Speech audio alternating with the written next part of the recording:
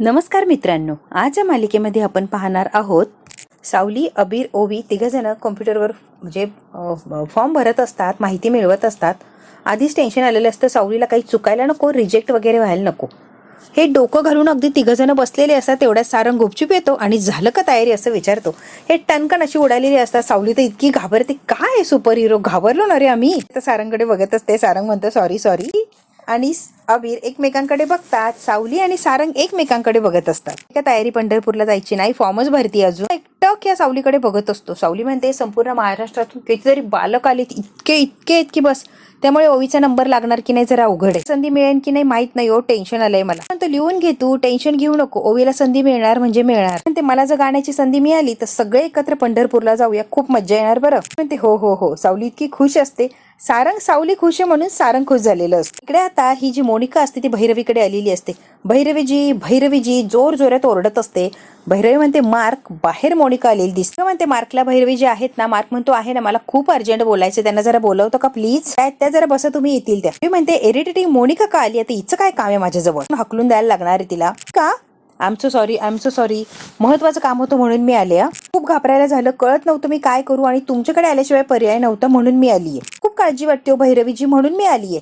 अगं मोनिका, तुला कसली काळजी वाटते आणि तू कशासाठी आलीये. नवऱ्याची काळजी वाटते ना म्हणून मी आलीये. तुझा नवरा आणि मला काय विचारतीये मग. कुमार कालपासून घरातून निघून गेले, कुठे गेले, काय गेले काही सांगितलं नाहीये आणि माझा फोनही उचलत नाहीये. मला वाटलं तुम्हाला माहिती असेल म्हणून घाईघाईने तुमच्याकडे आली. आता सगळ्यात महत्वाचं फोन सुद्धा लागत नाहीये. तुम्हीच सांगा, मी काळजी करू नको तो काय करू. ना सोबत आहे, काय करतात, कुठे असतील काहीही कळत नाहीये आणि म्हणून घाबरून मी तुमच्याकडे आली. काय माहितीये का भैरवीजी, आता ही भैरवी ततमम करायला लागलेली असते.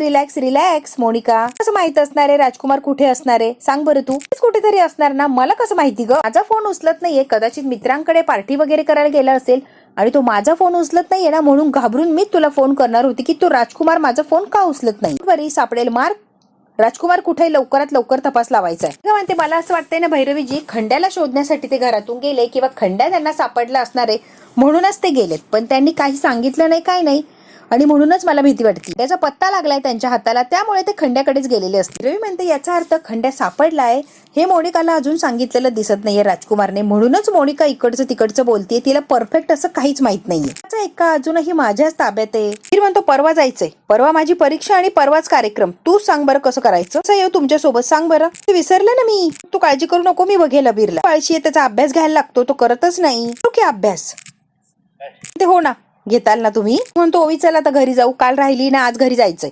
नाही मला इथेच राहायचंय. ओवी आता हट्ट करत असते की मला इथेच थांबायचं. बीर म्हणतो राहू दे ना 2 दिवस, ती असली ना की घरात खूप छान वाटतं. सावली म्हणते हो, ओवी असली की वातावरणच वेगळं असतं, राहू द्या ना सारंग प्लीज. मरून झालाय, ती थांबली तर रियाज करू शकतोय ना. मग आता सावली काही बोलली की नाही म्हणू शकत नाहीये. सारंग म्हणतो ती जर इथे थांबली ना, करमत नाही ना, मलाही बोर होतं, रिकामा वाटतं. ती असली की जरा बरं वाटतं. पण ते जा ओवी बाळा बाबांच्या बरोबर, बाबांना पण करमत नाही ना, मग तू जायला पाहिजे ना. तुमची हरकत नसेल तर जायच्या आधी एकदा रियाज करू का. सारंग म्हणतो हो चालेल की. आता बाहेर निघायला जाते. सारंग इकडे होतो, सावली त्या बाजूला, सारंग तिकडे तर सावली त्या बाजूला. आबीर म्हणतो अय्यो, असंच जर चालत राहिलं तर पंढरपूरला कधी पोहोचणार. ओवी सावली अबीरकडे रागाने बघतात आणि ओवी आता सावलीला ओढत तिथून घेऊन जाते.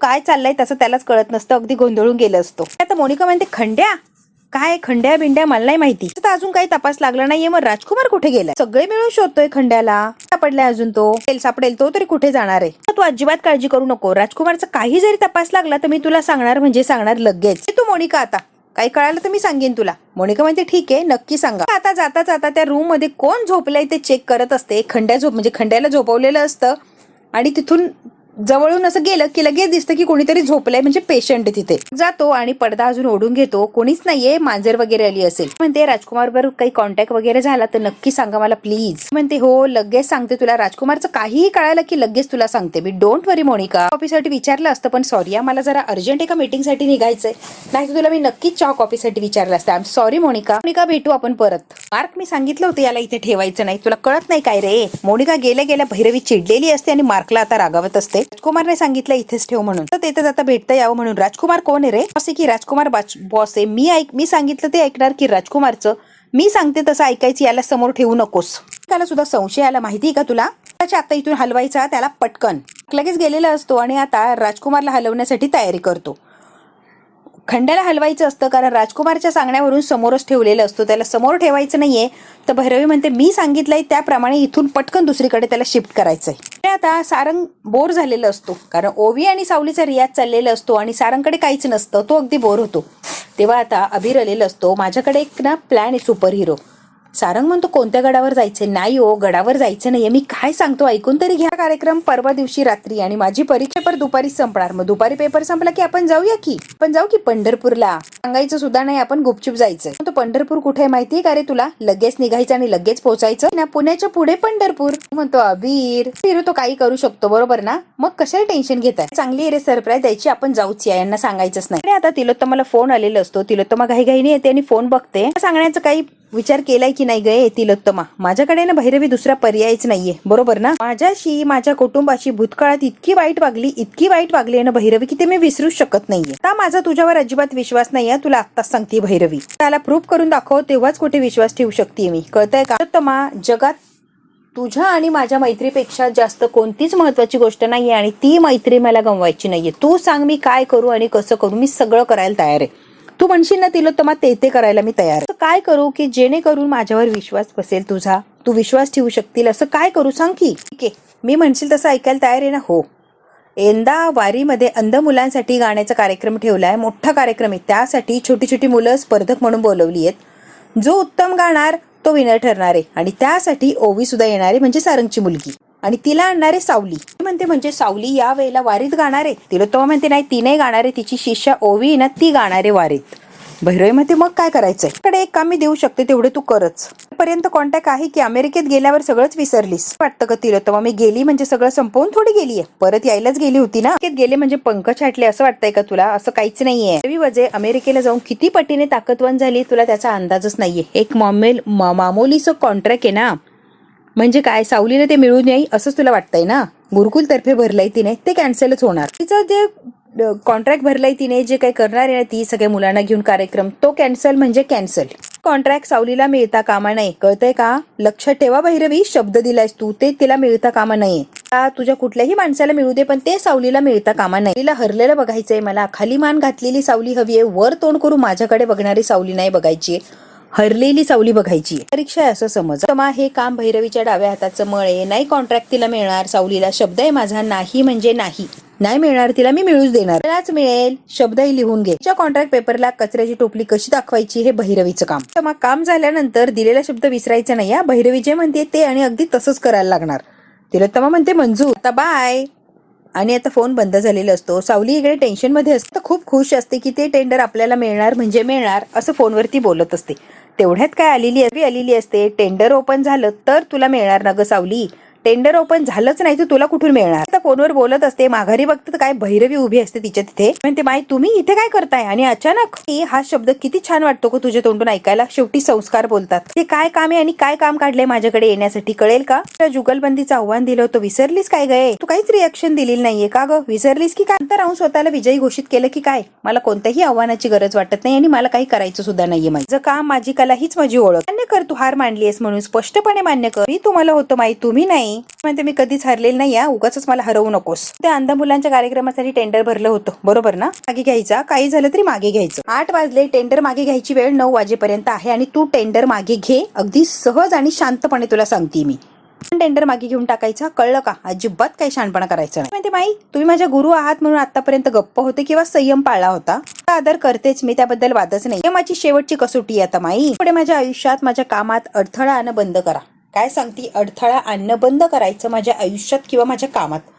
जर माझ्या आयुष्यात ढवळाढवळ कराल तर मग वेगळीच सावली तुमच्या समोर येईल. अडथळा काय म्हणतेय सावली? तुझी वाट लावल्याशिवाय तुझी वाटच सोडणार नाहीये सावली मी. डोंट वरी. तुम्हाला तू असा आडमोठेपणा करणार आणि टेंडर मागे घेणार नाही. तुला चांगली ओळखते ना मी, आज थोडी ओळखते. ती सोय मी आधीच करून ठेवली ग. तू कशी आहे ना सावली, मी ओळखते की तुला. आहे ना सावली, गुरु आहे मी, काही झालं तरी पावलं पुढेच असणार ना मी. तू विसरू नकोस ग, मी भैरवी आहे. टेंडर तुला कधीच मिळणार नाही अशी सोय केली मी करते. तुला टेंडर मिळणार नाही म्हणजे नाही. धक्काच बसलेला असतो की ही भैरवी काय वेड्यासारखं करतीये, काही देणं न घेणं येते. टेंडर भरू नको आणि हे टेंडर तुला मिळणार नाही याची सोय मी केलीये.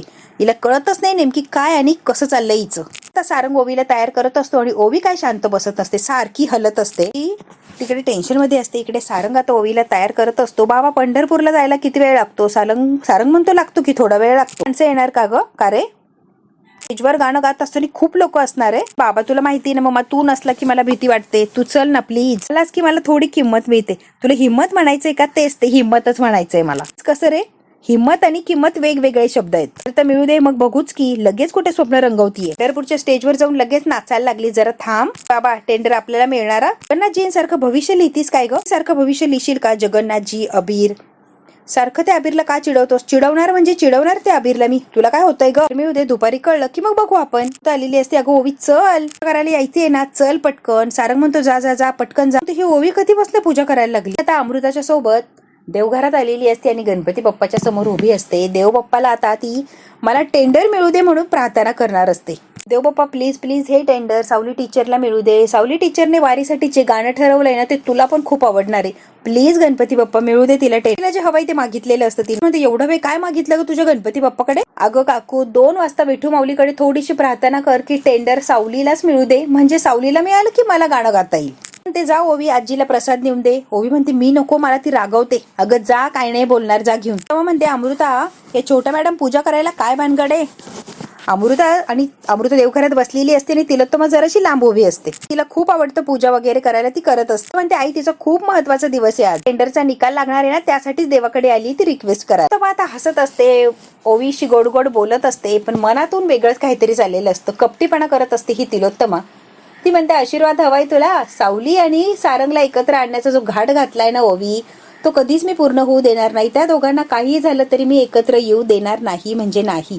त्यामुळे ओवी तुला हे टेंडर मिळणारच नाही. तीच ती इच्छा पूर्ण होऊ देणार नाहीये. मनातल्या मनात हे सगळं बोलत असते आणि तोंडावर म्हणते आशीर्वाद आहे ओवी तुला, सगळं तुला हवं ते मिळेल. पळ जा खेळायला. आता ही भैरवी असते, ही चिडलेली असते आणि आता ती सगळे माणसं कामाला लावलेली असतात.